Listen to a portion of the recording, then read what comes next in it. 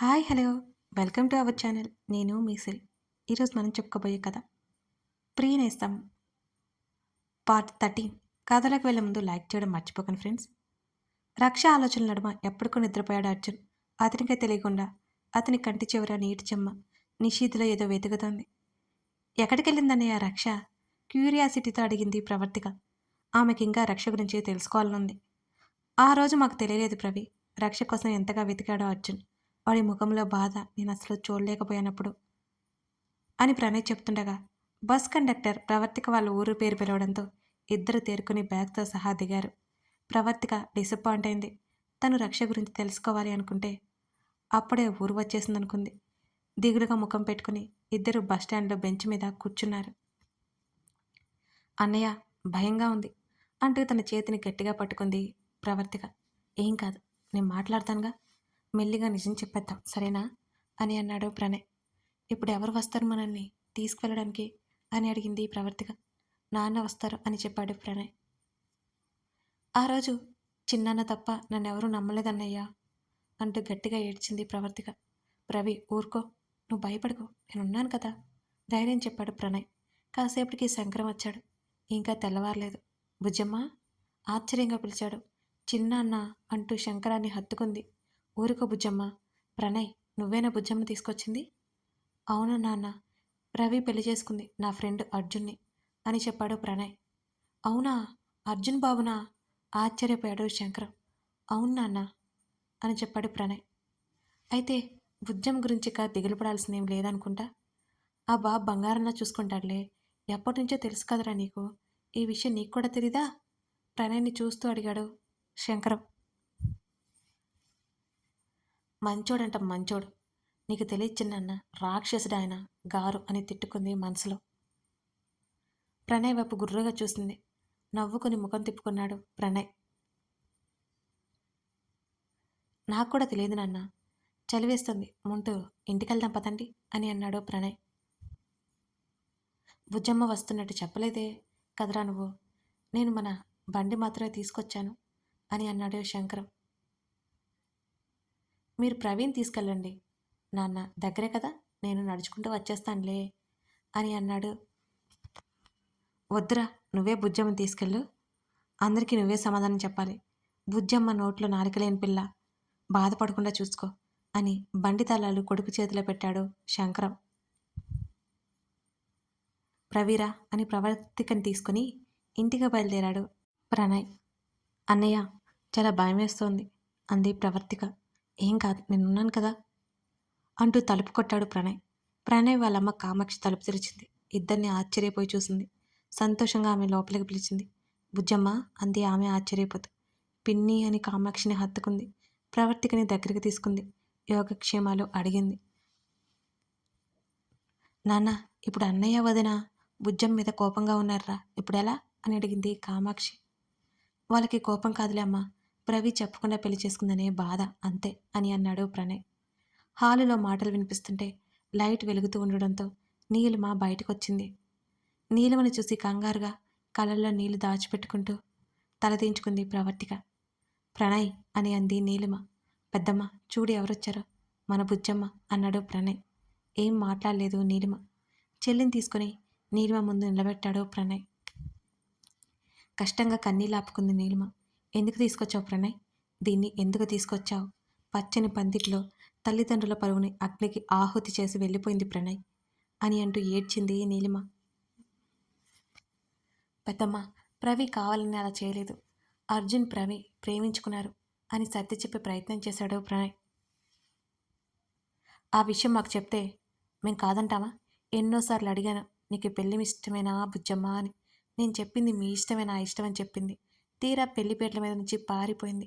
మీ పెద్దనాన్న గుండె ఆగిపోయింది అని చీర కొంగుతో కళ్ళు తుడుచుకుంటూ అంది నీలిమ. పరశురాం కూడా బయటకు వచ్చేసాడు మాటలు వినిపిస్తుంటే. మౌనంగా తలదించుకొని కన్నీరు కారుస్తూ ఉండిపోయింది ప్రవర్తిక. కూతుర్ని చూసి సంతోషపడిన తర్వాత మౌనంగా ఉన్నాడు పరశురాం. పెద్దమ్మ, నిజానికి ఆ పెళ్లి కొడుక్కి పెళ్లి అంటే ఇష్టం లేదు. ఆ విషయం పెళ్లికి ముందు చెప్పి పారిపోయాడు. ప్రవి బాధతో వెళ్ళిపోయింది.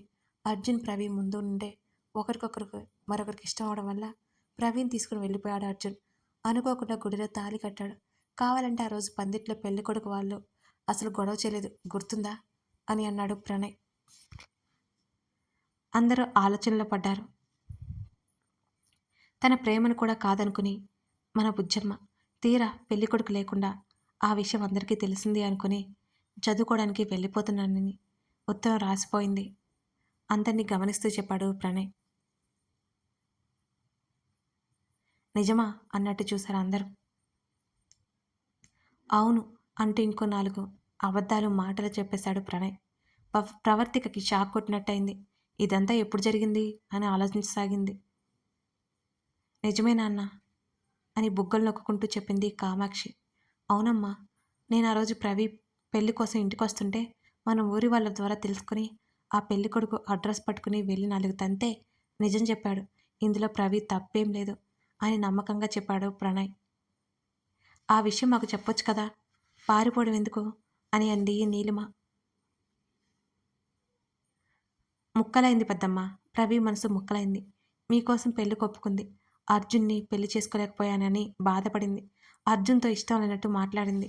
మీ ఇద్దరిని తనకే తెలియకుండా బాధ పెట్టాలనుకుని ఒంటరిగా ప్రయాణం సాగించింది. అర్జున్ అవేమీ పట్టించుకోలేదు.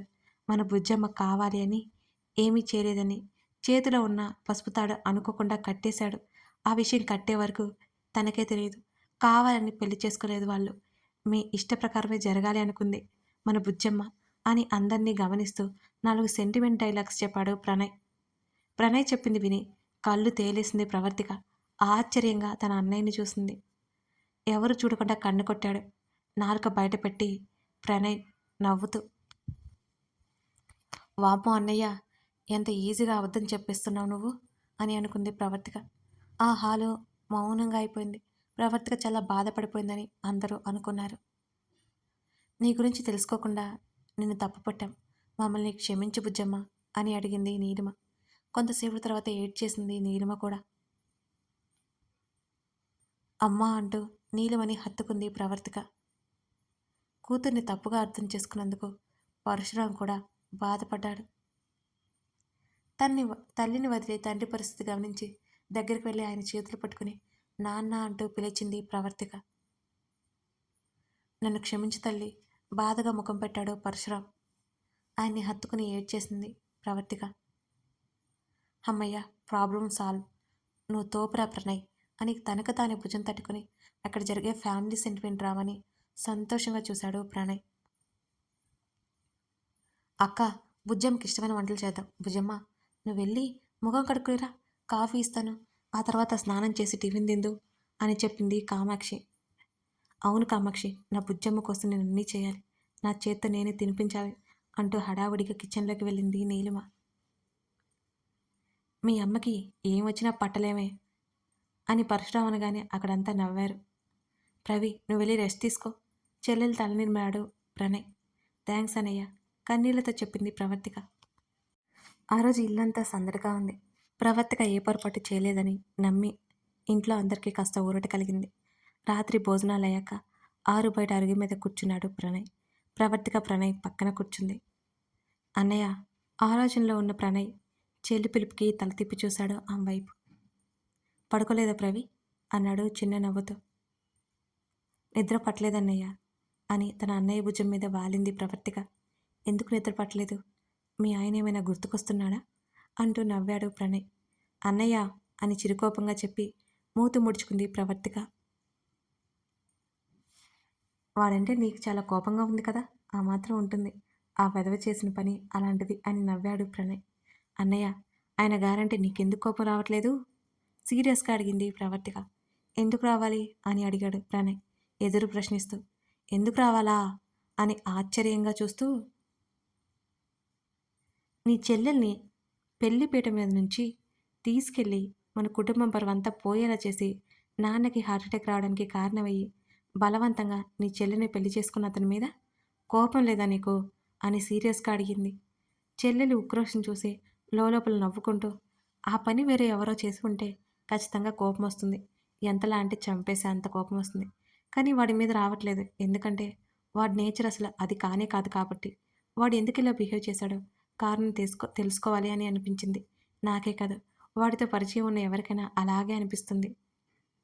ఇప్పటి వరకు వాడు ఎవరిని హర్ట్ చేయలేదు. వాడు అలా చేశాడంటే ఏదో బలమైన కారణం ఉండే ఉంటుంది. అదే ఏంటా అని ఆలోచిస్తున్నా. రక్ష చనిపోవడానికి కారణం పెదనాన్న అని అన్నాడు. ఎలానో ఇప్పటికీ అర్థం కావట్లేదు నాకు అన్నాడు సాలోచనగా. ఇక ఏం మాట్లాడలేదు ప్రవర్తిక. అన్నయ్య, ఉదయం నువ్వు చెప్పినవన్నీ అబద్ధమే కదా అని అడిగింది ప్రణయ్ని. ష్, ఎవరైనా వింటారు అన్నాడు చుట్టూ చూస్తూ ప్రణయ్.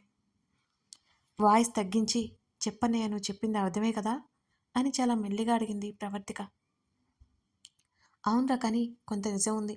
నాకు కుదరక పెళ్లి రోజు ఇంటికి వద్దాం అనుకున్నాను కదా. నేను వచ్చే దారిలో పెళ్ళికొడుకు కారు టైర్ పంచర్ అయింది. నన్నే లిఫ్ట్ అడిగారు. ఆ విషయమై పెళ్ళికొడుకు లేట్ చేశాడు. ఆలోపే మా అర్జున్ గాడు తొందర చేశాడు. ఛాన్స్ నేను ఇలా ఉపయోగించుకున్నా. ఇక నువ్వు పీటల మీద లేవని కోపంతో వెళ్ళిపోయాడు ఆ పెళ్ళికొడుకు. అవమాన భారంతో వాళ్ళ పేరెంట్స్ ఫోన్ చేసి చెప్పారు. ఆ విషయం నాకు తెలుసు కాబట్టి ఈరోజు ఇలా ఉపయోగపడింది అంతే, సింపుల్ అన్నాడు భుజాలు కదిలిస్తూ ప్రణయ్. అన్నయ్య, నువ్వు అందరినీ మాయ చేశావు అంటూ గట్టిగా నవ్వింది ప్రవర్తిక. ఎలా ఉండేవాణ్ణి ఎలా చేశాడులే మీ ఆయన అని ప్రణయ్ అనగానే ఆమె గుర్రుగా చూసింది. అలా చూడకు, బుద్ధిమంతుల్లా ఉండే నన్ను కంట్రీ చేశాడు మీ కన్నింగ్ మొగుడు. సారీ సారీ, నా కన్నింగ్ ఫ్రెండు అన్నాడు ప్రణయ్. ప్రణయ్ ముఖంలో కనబడుతున్న ఎక్స్ప్రెషన్స్ చూసి ప్రవర్తిక నవ్వేసింది. చెల్లెల తల మీద చేతులు వేసి నిమురుతూ, ఇప్పటికే ఆలస్యమైంది, వెళ్ళి పడుకోరా అని అన్నాడు ప్రణయ్. అలాగే అన్నయ్య, నువ్వు పడుకో త్వరగా అని లోపలికి వెళ్ళిపోయింది ప్రవర్తిక. ఎప్పట్లాగే జీప్ డ్రైవ్ చేసుకుంటూ రోడ్డు మీదకెక్కి వెళ్ళిపోయాడు అర్జున్. కొంత దూరం చీకట్లో ఆగి సీట్లో వెనక్కి వాలి కళ్ళు మూసుకున్నాడు. అసలు తను ఏం చేయాలి అనుకున్నాడు? తను ఏమి చేశాడు?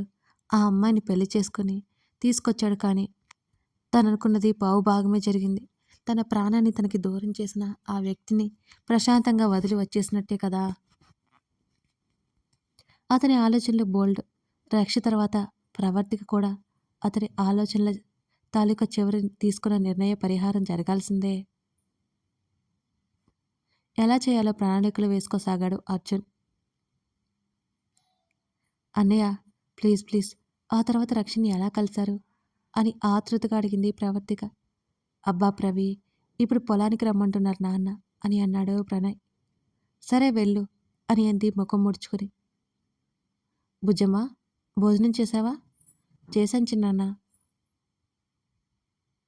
వస్తున్నారేంటి చిన్నాన్న? అన్నయ్య వస్తున్నాడు కదా, భోజనం తీసుకొని శంకరావుని చూస్తూ అడిగింది ప్రవర్తిక. వాడి మొహం చిన్నప్పటి నుంచి వాడినే చూస్తున్నా కదరా. పొలం అంటేనే ఆమె దూరం పారిపోతాడు. నేను ఇప్పుడు రమ్మని చెప్పాను, చెప్పక వీడికే చెబుతానా బుజ్జమ్మ? వీడి పొలానికి వస్తున్నట్టు నీ దగ్గర ఎవరన్నారు అని అడిగాడు శంకర్. నాన్నోయ్, నువ్వు ఇప్పుడే రావాలా? అప్పుడే ప్రవర్తిక గుర్రుగా చూస్తుంటే అన్నాడు ప్రణయ్. అంటే నాన్న రమ్మలేదు ప్రవి, నేనే వెళ్ళాలి అనిపించి వెళ్తున్నా, కవర్ చేసుకోవడానికి చూశాడు ప్రణయ్. చిన్నానా, ఇప్పటికే లేట్ అయింది, మీరు వెళ్ళి భోజనం చేయండి అని చెప్పింది ప్రవర్తిక. శంకరం వెళ్ళిపోగానే, అన్నయ్య. అప్పటికే ప్రణయ్ పరిగెత్తాడు. అన్నయ్య ఆగు, చెప్పకుండా తప్పించుకుందాం అనుకుంటున్నావా? ప్రణయ్ వెంట పడింది ప్రవర్తిక. ప్రవి, ఇప్పుడే ఓపిక లేదు, ఊరికి వచ్చి 6 రోజులైంది కదా, అలా తిరిగేసి వస్తాను అన్నాడు ప్రణయ్.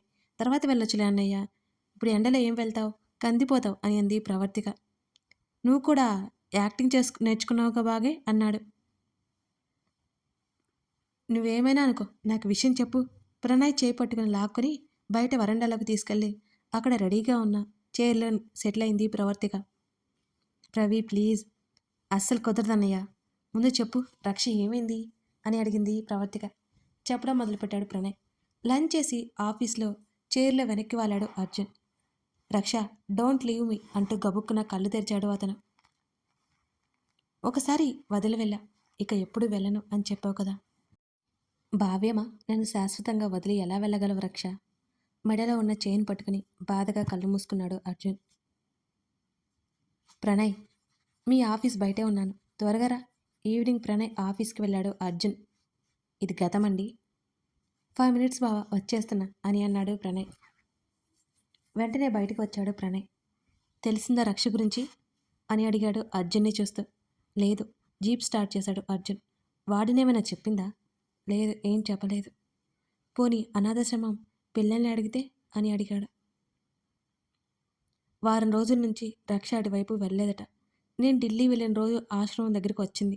బాబు ఆపరేషన్ అయిందని తెలిసాక వెళ్ళిపోయిందట అని చెప్పాడు అర్జున్. బాధగా ఉన్న అర్జున్ ముఖం చూస్తే ఏం మాట్లాడలేకపోయాడు ప్రణయ్. అర్జున్ జీప్ కదిలించకపోయేసరికి నవ్వులు వినిపించి పక్కకు తిరిగి చూశాడు. తమ వైపు నడిచి వస్తూ రక్ష పక్కన ఎవరో అమ్మాయి కనిపించింది. తన కళ్ళను తానే నమ్మలేకపోయాడు అర్జున్. కళ్ళు నులుముకుని మరీ చూశాడు అర్జున్ అటువైపుకి. రక్షరా అన్నాడు. రక్ష ఇక్కడెందుకుంటుందిరా?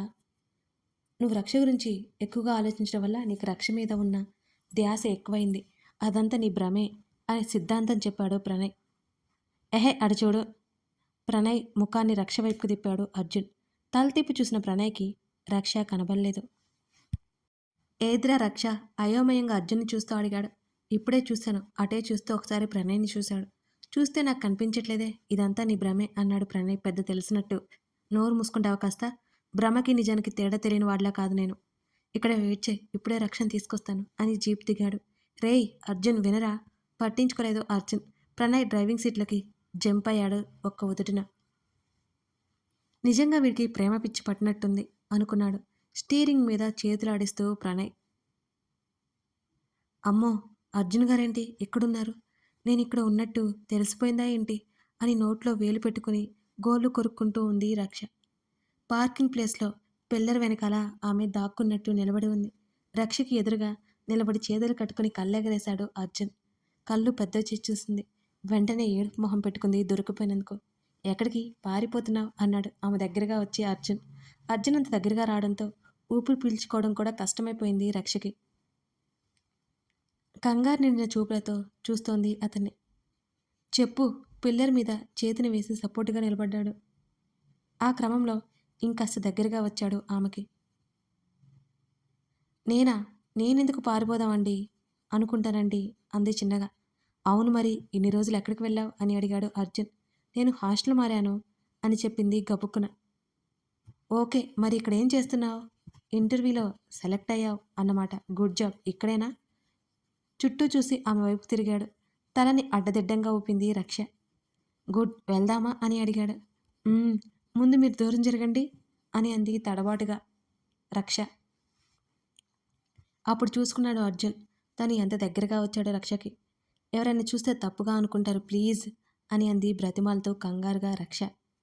తప్పుగా అంటే అని అడిగాడు ఆమెనే చూస్తూ అర్జున్. ఇద్దరి మధ్య ఏదో ఉందని అనుకుంటారు అని అంది రక్ష. ఇప్పుడు మన ఇద్దరి మధ్య ఏం లేదు అంటావా? సూటిగా చూశాడు అర్జున్.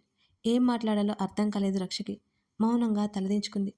ఇబ్బంది పడకు, సరే పదా ఆమె చేతిని పట్టుకుని ముందుకు నడిచాడు. నిలబడి ఉన్న చోట కదలకుండా ఉంది రక్ష. ఏమైంది అని అడిగాడు. ప్లీజ్ అండి, నేను వెళ్ళిపోతాను, ఇలా మీతో రాలేను అని అంది. వస్తే ఏమైంది? ఏం కాదు. బన్నీకి హెల్ప్ చేసినందుకు మీరంటే గౌరవం, మర్యాద అన్నీ ఉన్నాయి. అంతేకాకుండా ఆశ్రమంలో పిల్లలకి చాలా సాయం చేశారు. మనీ స్పాన్సర్ చేశారు. చాలా చాలా థ్యాంక్స్.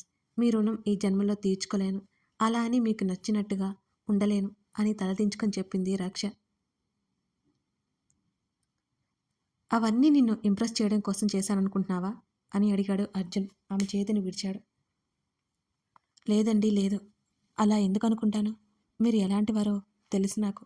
మీరు అలాంటి వారైతే ఈ విషయం రహస్యంగా ఉంచరు. నేను అలా అనట్లేదు అని అంది కంగారుగా. అర్జున్ చేతిని తిరిగి పట్టుకుంది రక్ష. అర్జున్ ముఖంలో చిన్న స్మైల్ వచ్చింది. బట్ బయటికి మాత్రం కనబడనీయకుండా. నాకు అర్థమైంది. పని పాట లేని వాణ్ణి నీ దృష్టిలో. అందుకే నీకు ఇంత ఇబ్బందిగా ఉంది అంతేనా అని అన్నాడు అర్జున్ ఇంకాస్త యాక్టింగ్ చేస్తూ. అయ్యయ్యో, నేనెప్పుడలా అన్నానండి? మీరు ఎవరో నాకు తెలుసు. మీలాంటి వారు నాలాంటి వారితో మాట్లాడడమే ఎక్కువ. మిమ్మల్ని తక్కువ చేస్తానా అసలు? మిమ్మల్ని తక్కువ చేస్తే నేను ఉండి కూడా ఉపయోగమే ఉంది? మీలాంటి వారు నా చుట్టుపక్కల ఉంటే తప్పుగా అనుకునేది మిమ్మల్ని కాదు. అర్థం చేసుకోండి. మీకు నాకు పొందన కుదురుతుందా అసలు అని అడిగింది చిన్నగా. అర్జున్ ఏదో మాట్లాడదామనుకున్నాడు. ఆలోపు అటువైపు ఎవరో వస్తున్నట్టు అలికిడి వినిపించడంతో రక్షకి దూరం జరిగాడు. ఇంకా రక్ష అర్జున్ చేతిని పట్టుకుని ఉంది. ఆ చేతి వైపు అర్జున్ చూడటంతో అతని చూపు ఎందుకు మారిందో అర్థమై వెంటనే అతని చేతిని వదిలేసింది ఈ విషయం గమనించి రక్ష. తర్వాత వివరించుతూ గాని రా అంటూ రక్షని జీపు దగ్గరికి తీసుకువెళ్ళాడు అర్జున్. రక్ష ఎక్కడికి వెళ్ళిపోయావు ఇన్ని రోజులు? ఎలా ఉన్నావు? అని అడిగాడు ప్రణయ్ ఆశ్చర్యంగా చూస్తూ. చిన్నగా నవ్వి ఇబ్బందిగా రేయ్ నువ్వు క్యాబ్లో రా అన్నాడు అర్జున్. మిత్రద్రోహి అన్నాడు ప్రణయ్ పళ్ళు నూరుకుంటూ. థ్యాంక్ యూ వెళ్ళొచ్చిక అని అన్నాడు అర్జున్. దుర్మార్గుడా అని తిట్టుకుంటూ జీప్ దిగి వెళ్ళిపోయాడు ప్రణయ్. ఎక్కడికి రక్ష? ఎక్కు రక్ష. నేను రాను అని చెప్పింది. చిన్నపిల్లలా మారం చేయకు రక్ష. చిన్నపిల్లని ఎత్తుకుని వెళ్ళినట్టు నిన్ను కూర్చోబెట్టాల్సి వస్తుంది అన్నాడు అమాయకంగా ముఖం పెట్టి అర్జున్. దెబ్బకి జీప్ ఎక్కి కూర్చుంది రక్ష. నవ్వుకొని బలవంతంగా నవ్వును ఆపుకుంటూ జీప్ని ముందుకు కదిలించాడు అర్జున్. హాస్టల్ ఎక్కడా అని అడిగాడు అర్జున్. నేను చెప్పను అంది మూతి ముడుచుకొని రక్ష. మరి నాతో పాటు వస్తావా అని అడిగాడు అర్జున్. "ఉహుంహుం, అదిగో ఆ కనిపించే బస్టాప్ దగ్గర డ్రాప్ చేయండి, నేను వెళ్ళిపోతాను అంది రక్ష కంగారుగా. కుదరదు, నాతో పాటు ఇంటికి వస్తున్నావు అంతే అన్నాడు. నేను రాను భయపడుతూ చెప్పింది రక్ష. ప్రామిస్ రక్ష, నిన్ను కనీసం టచ్ కూడా చేయను. అయినా నువ్వు భయపడాల్సిన పనేం లేదు. అవి అపార్ట్మెంట్స్ అని అన్నాడు అర్జున్. నేను రానండి, లేట్ అయింది, మా వాడిని ఒప్పుకోదు అని చెప్పింది రక్ష. రక్ష ప్లీజ్ అన్నాడు. బ్రతిమాలతో ఆమె వైపు తల తిప్పి చూశాడు అర్జున్. ఆమె కాదనలేకపోయింది. హుషారుగా ఇంటికి తీసుకెళ్లాడు అర్జున్. లిఫ్ట్లో 5th ఫ్లోర్కి వెళ్ళారు. లాక్ ఓపెన్ చేసి కమ్ అన్నాడు చేతిని ముందుకు పెట్టి. రక్ష అలాగే చూస్తుంటే ఓ సారీ అని చేతిని వెనక్కి తీసుకున్నాడు. లోపలికి వెళ్ళి ఆశ్చర్యపోయింది. 3 బెడ్రూమ్ ఫ్లాట్, ఒక కిచెన్, హాల్, బాల్కనీ. అంత పెద్ద కంపెనీ ఉండి ఇంత చిన్న ఇంట్లో ఉంటున్నారేంటి అని మనసులోనే అనుకుంది రక్ష. కూర్చో సోఫా చూపించాడు అర్జున్. కాఫీ ఆర్ టీ అని అడిగాడు. అంది రక్ష. అబ్బా ప్రతిదానికి కాదు లేదు అంతేనా అని లేచి వెళ్ళి ఫ్రిడ్జ్లో ఉన్న జ్యూస్ గ్లాస్లో పోసి ఇచ్చాడు. నాకేం వద్దండి, చూశాను కదా వెళ్ళిపోతానంది కంగారుగా రక్ష. రక్ష ఎందుకంత భయం? అసలు నీ దగ్గరికి కూడా రాను సరేనా అంటూ ఎదురుగా సోఫాలో కూర్చున్నాడు అర్జున్. ఆమె మౌనంగా ఉంది. ఫస్ట్ తాగు అన్నాడు. సగం తాగి పక్కన పెట్టింది రక్ష. వారం రోజులు కష్టంగా గడిచింది తెలుసా నాకు. నువ్వు కనబడక పిచ్చి పట్టినట్లు అయిపోయింది అని అర్జున్ చెప్తుంటే ఏం మాట్లాడలేదు రక్ష. అతనంత ఓపెన్గా మనసులో ఫీలింగ్స్ ఎక్స్ప్రెస్ చేస్తాడని ఆమె ఊహించలేదు అసలు. నీకు ఒక్కసారైనా గుర్తొచ్చానా అని అడిగాడు అర్జున్. రాలేదు అని తలదించుకొని చెప్పింది రక్ష. నేనైతే చాలా మిస్ అయ్యాను నిన్ను అన్నాడు ఆమెనే చూస్తూ అర్జున్. నేనేం మిస్ అవ్వలేదు అని తల పైకెత్తి అతన్ని చూసింది రక్ష. రక్ష ఫోను మోగింది. కథ కొనసాగుతోంది. మరి రక్ష చెప్పిన మాటలు నిజమేనా? ఆమెకి అర్జున్ మీద ఫీలింగ్స్ కలిగాయా? అర్జున్ నుంచి ఎందుకు పారిపోవాలనుకుంటుందో ఇప్పుడు అతనితో చెప్పగలదా? నెక్స్ట్ ఏం జరగబోతుంది? మీకు ఈ స్టోరీ ఇంట్రెస్టింగ్గా ఉందా? లైక్, కామెంట్, షేర్ అసలు మర్చిపోకండి ఫ్రెండ్స్. నోటిఫికేషన్ రావాలంటే సబ్స్క్రైబ్ చేసుకుని పక్కనే ఉన్న బెల్ సింబల్ మీద క్లిక్ చేస్తే అప్పుడు నోటిఫికేషన్స్ వస్తాయి. Thank you.